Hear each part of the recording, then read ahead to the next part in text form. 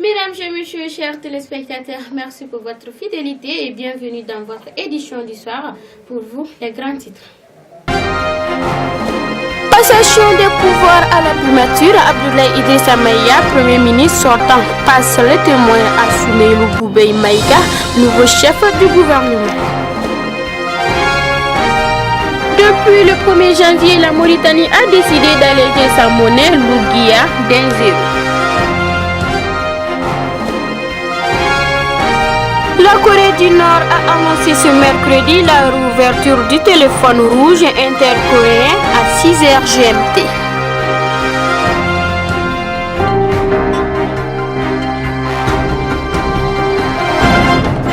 C'était là pour les grands titres. Soyez tous les bienvenus. Passation des pouvoirs à la primature, Abdoulaye Idrissa Maïga, le Premier ministre sortant, passe le témoin à Soumeylou Boubèye Maïga, le nouveau chef du gouvernement. Pour plus de détails, Khalifa Cheikh Keïta. C'est après avoir rencontré et remercié très chaleureusement les membres de son cabinet au grand complet, les chefs des services rattachés à la primature et plusieurs membres du gouvernement, venus lui témoigner leur reconnaissance hier mardi 2 janvier 2018 que le Premier ministre sortant Abdoulaye Idrissa Maïga a reçu un successeur Soumeylou Boubèye Maïga pour la cérémonie solennelle de passation des pouvoirs dans son bureau situé au 4e étage de la primature après un bref échange sur les dossiers brûlants de l'ère et la signature des documents marquant la passation des pouvoirs. Les deux personnalités ont, dans une atmosphère cordiale et fraternelle, ému le vœu ardent de voir la nouvelle équipe gouvernementale remporter de nouvelles victoires sur le chantier de la paix et de la cohésion sociale.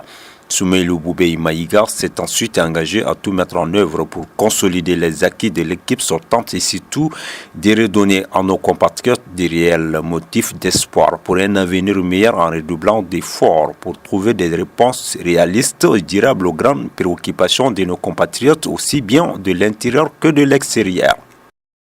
Un rassemblement s'est tenu hier mardi 2 janvier à la pyramide des souvenirs de Bamako pour dénoncer les violences conjugales. Pour plus de détails, Fousséni Sidibé. Un rassemblement s'est tenu hier mardi 2 janvier à la pyramide du souvenir de Bamako pour dénoncer les violences conjugales. 150 personnes étaient réunies autour du collectif des Amazones pour réclamer des mesures en faveur de la protection des femmes. Des membres de la famille de Fanta Sékou Fofana, standardiste de la présidence assassinée par son conjoint dans la nuit de jeudi à vendredi, étaient présents pour afficher leur soutien à cette cause. L'émotion est encore forte et les yeux rougis. Traoré Koumbaba, cousine de Fanta Sékou Fofana, morte des suites de violences conjugales, rejoint les militantes de la cause féminine. Touchée, elle est venue avec une délégation de sa famille porter un message. On est là pour dénoncer cette violence faite à la femme. On est là pour des plaidoyers pour que les autorités maliennes appliquent une loi ou bien je ne sais pas quoi pour que vraiment ça s'arrête. On dit vraiment stop parce que Fanta, c'est une victime de trop. Pour ces femmes, rien ne justifie la mort, surtout pas l'appellation de crimes passionnels. Pour Assetou Kouyaté, trop de crimes, trop de violences ont été pardonnés. Depuis le 1er janvier 2018, la Mauritanie a décidé d'alléger sa monnaie Logia d'un zéro. Samba Keïta pour plus de détails. Depuis le 1er janvier, une version inédite de la monnaie mauritanienne est en circulation. La conversion est simple. 10 Ouguia deviennent 1 Ouguia. C'est le 28 novembre dernier, jour de la fête nationale, que le président Mohamed Ould Abdelaziz a annoncé l'imminence de cette mesure. Cela permettra à l'Ouguia de reprendre sa place dans les transactions financières, de protéger le pouvoir d'achat des citoyens et de réduire la quantité de la monnaie en circulation.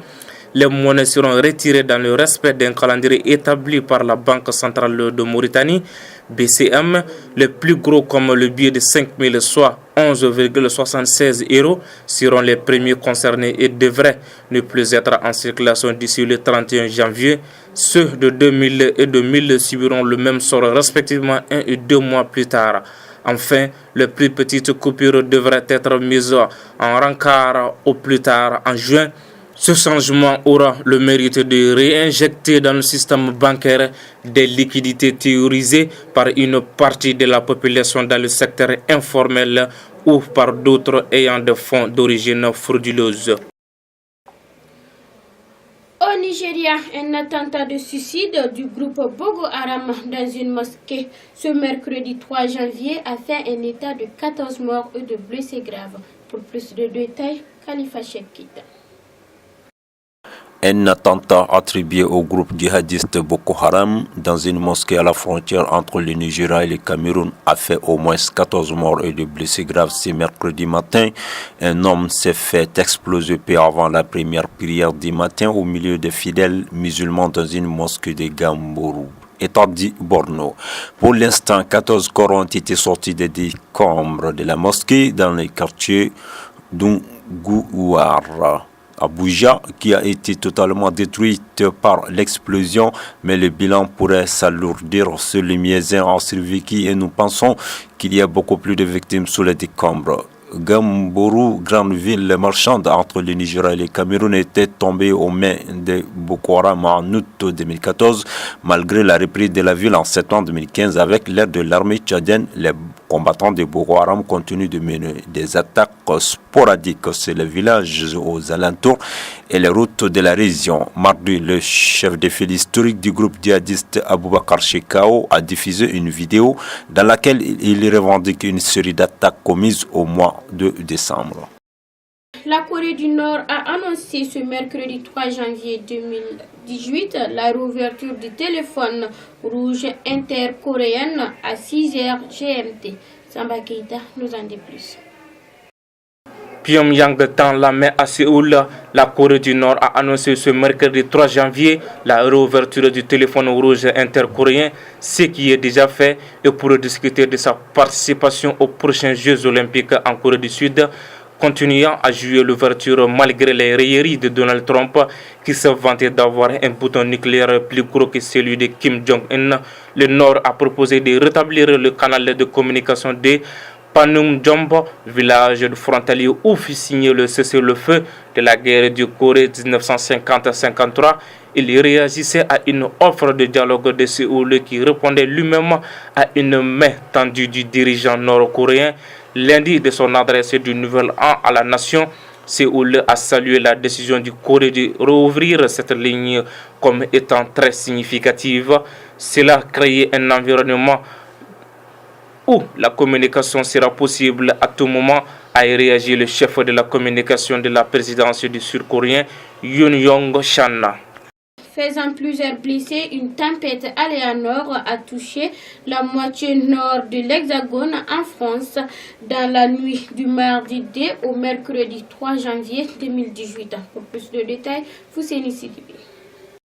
La tempête Eleanor a touché la moitié nord de l'Hexagone dans la nuit du mardi 2 au mercredi 3 janvier. La météo a enregistré des vents à plus de 140 km par heure sur le littoral.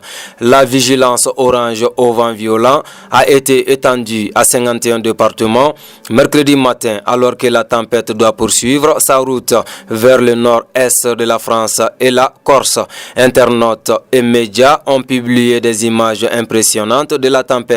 Eleanor a d'abord touché l'Irlande mardi 2 janvier avec de forts vents et des pluies soutenues. La tempête a provoqué des inondations dans plusieurs villes comme à Galway ou Limerick, mais aussi au pays de Galles, notamment à Aberaeron. Cette tempête a fait apparemment plusieurs blessés et des dégâts matériels. Un autocar a plongé du haut des ravins à Pérou après être entré en collision avec un camion semi-remorque hier, faisant un état de 46 morts et de blessés graves. Pour plus de détails, Khalifa Keita.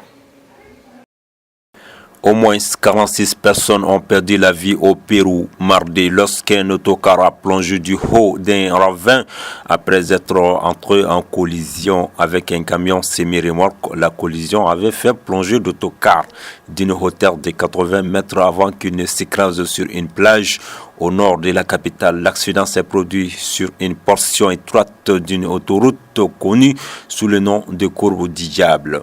Les services d'urgence ont eu du mal à apporter secours aux victimes et à les extraire du véhicule qui se trouvait dans une zone difficile d'accès dans la région de Passamayo. À environ 110 km au nord de Lima, l'autocar transportait 57 personnes qui s'y rendaient dans la capitale. Plusieurs des passagers rentraient chez eux après avoir célébré le nouvel an en famille à l'extérieur de la ville. Les policiers et les pompiers ont réussi à secourir 6 survivants grièvement blessés qui ont été conduits par hélicoptère dans des hôpitaux des environs. Mesdames et messieurs, chers téléspectateurs, c'est tout pour votre information d'aujourd'hui sur la chaîne télévisée Anouar. Merci de nous avoir suivis. Bonne suite de programme sur votre chaîne préférée et qu'Allah bénisse notre cher Mali.